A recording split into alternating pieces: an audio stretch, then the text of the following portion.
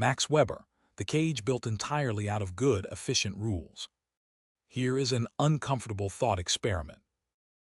Imagine a system so efficient, so rational, so thoroughly rule-governed that it works perfectly, and it also slowly strips out everything that made the work feel human in the first place. That exact fear is why Max Weber remains one of the most quoted and most misunderstood thinkers in this entire series, and he lived that tension personally, not just theoretically. Weber, born in Erfurt, Germany, in 1864, is often treated as one of the three founding figures of sociology alongside Marx and Durkheim. Let us start with the concept he is most associated with, the iron cage.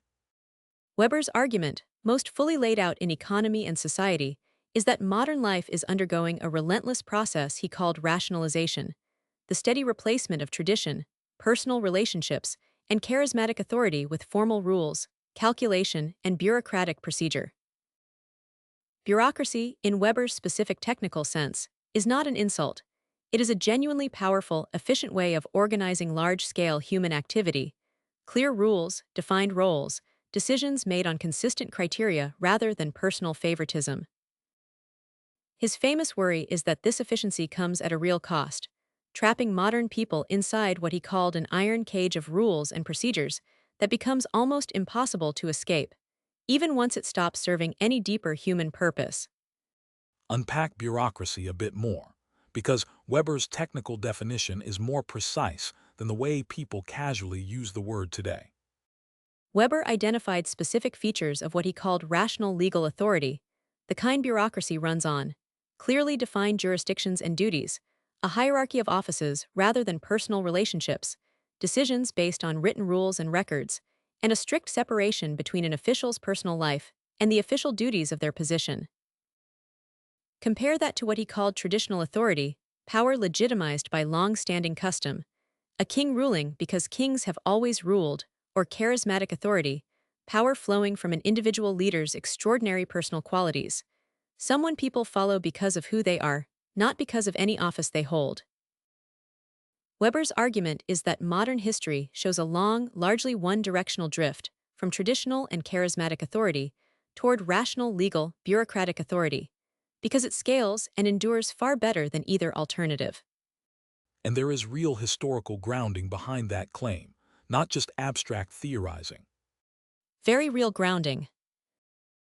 Weber pointed to the rise of the Prussian state bureaucracy in the 18 and 1900s as a working model, a professional civil service selected through standardized examinations rather than aristocratic birth, operating under clear written procedures rather than the personal whims of whichever noble happened to hold local power.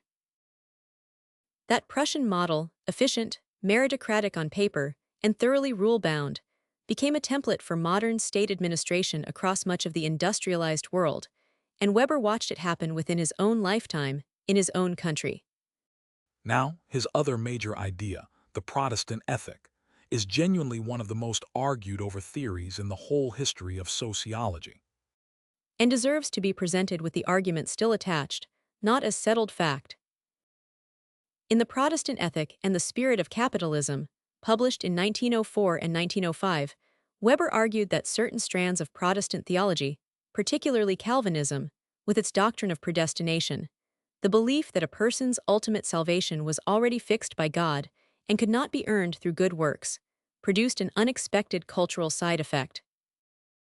Unable to know for certain whether they were among the saved, many believers, Weber argued, looked to worldly success and disciplined, hardworking, frugal living as a kind of psychological reassurance, indirect evidence of their own spiritual standing. That anxious discipline, he argued, primed certain Protestant regions of Europe to develop the systematic, reinvesting, profit-accumulating habits that early modern capitalism required. And the scholarly pushback on that theory has been substantial, which is worth taking seriously rather than glossing over. Genuinely substantial, and it has been going on for over a century. Economic historians have pointed to thriving, sophisticated commercial capitalism developing in strongly Catholic regions of Italy and elsewhere well before Weber's proposed Protestant mechanism could have caused it, undercutting a simple direct causal story.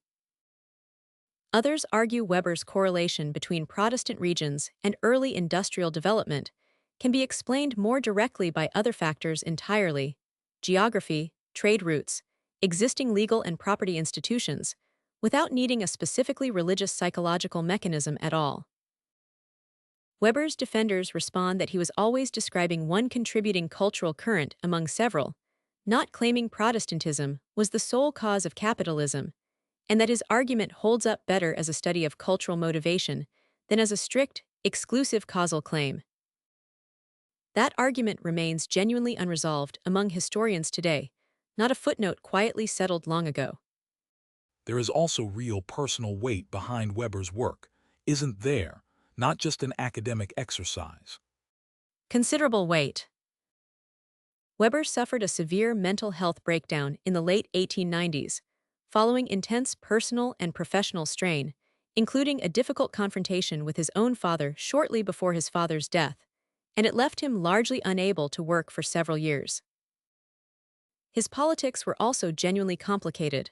A committed liberal nationalist who supported German power on the world stage, while remaining deeply anxious about where unchecked bureaucratic and charismatic authority alike could lead a modern state, anxieties that read as strikingly prescient given what happened in Germany not long after his death in 1920. Let us make the iron cage concept concrete, because it is one of those ideas people feel constantly without having language for. Think about filling out an expense report at a large corporation, a genuinely reasonable receipt for a genuinely reasonable business dinner, routed through an approval system with rigid categories, mandatory fields, and an automated policy engine that flags anything slightly outside its expected template, sometimes rejecting a completely legitimate expense simply because it does not fit the predefined format. Now compare that to walking up to a small local business owner and simply explaining what happened. A 5-minute human conversation resolving what the large system turns into a multi-step bureaucratic process. The large system is not necessarily worse in aggregate. It prevents fraud at scale far better than trusting every individual conversation could. It is also, precisely and specifically, Weber's iron cage, efficient, impersonal, and occasionally maddening in exactly the way he predicted. And modern tech companies offer a genuinely interesting live case study of his authority types actually colliding. A remarkably clean one. Early-stage startups very often run substantially on charismatic authority, employees following a founder's vision and personal conviction directly, with relatively few formal rules getting in the way. As those same companies scale into large public corporations, they typically get pulled, often against real internal resistance, toward Weber's rational legal bureaucracy, standardized HR policies, layered management approval, documented procedures replacing the founder's personal judgment call. Some founders resist that shift hard, trying to preserve charismatic authority even at genuinely large scale, and Weber's own framework predicts real strain and instability when that resistance runs too long against an organization's actual size. And there is an urgent, fully current version of this argument playing out right now around artificial intelligence. Extremely current. Debates about AI-driven bureaucracy and algorithmic decision-making in government benefit systems, corporate hiring, and loan approval processes are essentially Weber's rationalization argument pushed to a genuinely new extreme.